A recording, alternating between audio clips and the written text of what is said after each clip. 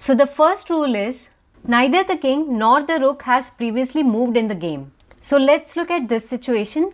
If you look at white pieces, you can see that this rook has already moved from its original square. So that is why if the white wants to castle in the game, he cannot do castling with this rook because this rook has already moved in the game. So then the only option left for the white king is to castle king side. Similarly, as you can see here in the black's position, the black king has moved from its original place. So, because the king has moved from its original place, he has lost the right to castle in the game. And therefore, this king cannot do castling at all.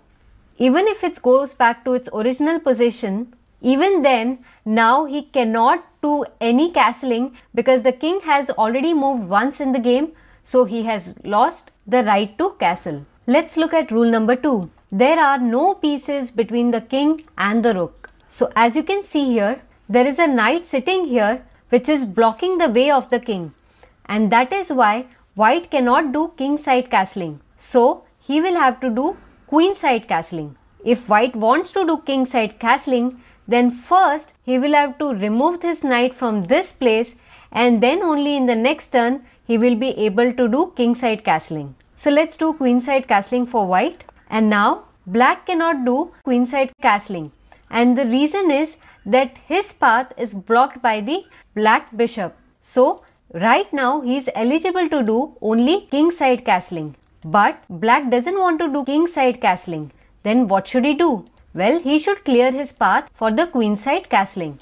So he can move his bishop, and then in the next turn, let's say white develops this knight, and now it is black's turn, and now black can do queen side castling. So rule number 3 is you have to make sure that the king is not currently in check. So in this example, black decides to check the white king with his queen. So can the king castle now? Well, no, because the rule says the king cannot be in check when he needs to castle. So what should white do? Well, if white decides to move his king, then he will lose the right to castle in the game. So another option here for white is to block this check by playing c3. Now queen will have to move from that place, and now because the king is no longer in check and the king did not move in the game even once, he can now castle in the game either king side or queen side. Let's do queen side castling.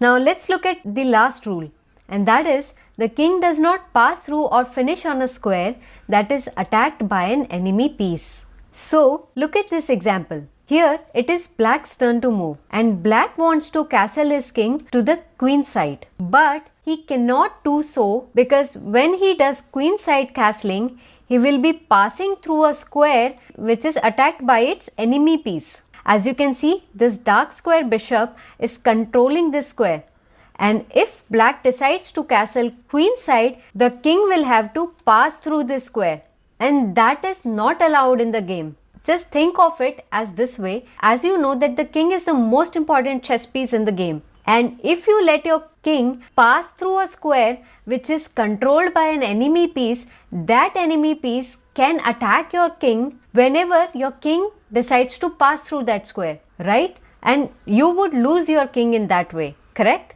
So that is why such a move is not allowed in the game. The king is not allowed to pass through a square which is controlled by the enemy piece. Because this square is controlled by this dark square bishop, king cannot castle on the queen side. So the only safe option available for the black king is to castle king side. Let's look at this example to understand the other part of the rule, and that is the king cannot land up in a check after the castling move.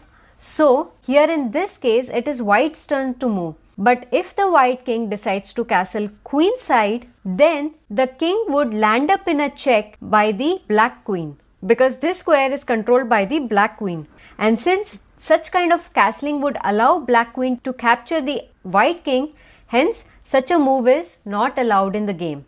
Similarly, if you look on the king side, the white king cannot castle on the king side either.